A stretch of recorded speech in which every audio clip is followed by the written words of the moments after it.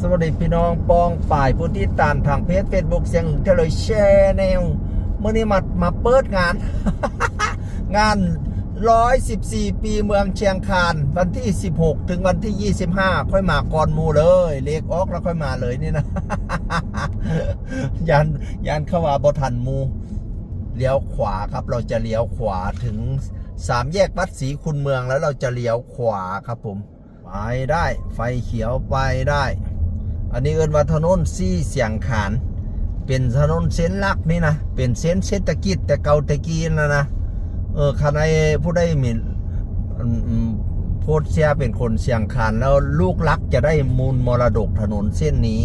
เพราะเป็นเส้นเศรษฐกิจนี่นะลูกรักจะได้มรดกฝั่งซ้ายฝั่งขวาก็ว่าไปถนนติดริมโค้งนะโอ้ยบ่มีผู้ใดยักใดพี่บ่ทองขดบ่เถียว ถนนริมโค้งที่เป็นถนนเลาะสายโค้งถนนบ้านไม้100 ปีนะปัจจุบันนี่โอ้ยกับตลปัดบ้านไม้100 ปีหุ่งเฮียงเหลียงเลี่ยมถนนเส้นสายโขงนะพี่น้องเอ๋ยโอ้ยห้องละเท่าไหร่5 ล้าน10 ล้านผู้แนวเส้นนี้บ่ได้ซ้ำเส้นพูน3เดี๋ยวนี้นะสันตัวมันบ่มีอย่างแน่นอนในโลกมนุษย์นะแต่กี่ว่าเส้นนี้เนี่ยหงเหียงเลี้ยงเลี้ยมซี่เสียงขานนี่นะผู้ได้มรดกเส้นนี้โอ้ยพ่อแม่ฮักคันผู้ได้มรดกเส้นถนนสายโค้งนะโอ้ยลูกสั่งไม่ใช่ลูกรัก ได้ยินเพิ่นเบ้ามาว่าได้ยินเพิ่นเบ้ามา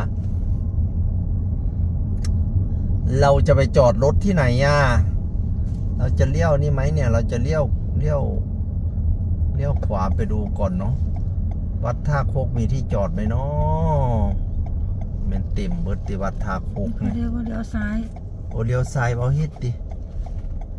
โอ้ยมีมองจอดบ่พี่น้องทางน้าเนี่ยสิเป็นถนนริมโค้งถนนเลาะโค้ง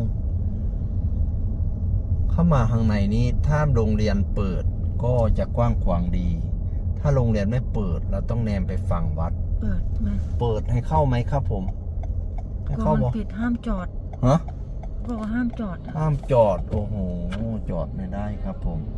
เพราะว่าเข้าไปแล้วประตูปิดแล้วเราจะอ้าปากซีบีเราก็ไปวัด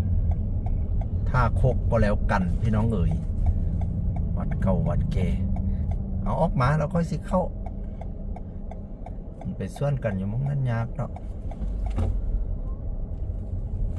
วันที่23 24 25เดี๋ยวก็จะมาเป็นพิธีกรเสียงคานนะ23นี่เป็นพิธีบวงสรวงเป็นถึงเศร้าเฮืองแรงเลยเศร้าบวงสรวงมะแรงฟอนบ่เหรอผมมั่นใจคือกันวันที่นี้24 25นี่สิมีประกวดร้องเพลงมีประกวดทำอาหาร5 โมงจอดก่อนพี่น้องที่ได้จอดบ่ปาดโตรถมันไล่คักแท้บัดเนียมันหอดสิได้ไป5 โมงใหม่บ่เป็นสิได้ออกไปใหม่ติพี่น้องน่าจะคือบ่โอ้ยตายแม่นยัดเลยโอ้สำนี้ก่อนเดี๋ยวพี่น้องให้ก้อย5 โมงจอดก่อนแล้วก็สิเบาสู่ฝั่งเขาจอดได้นะสวัสดีครับ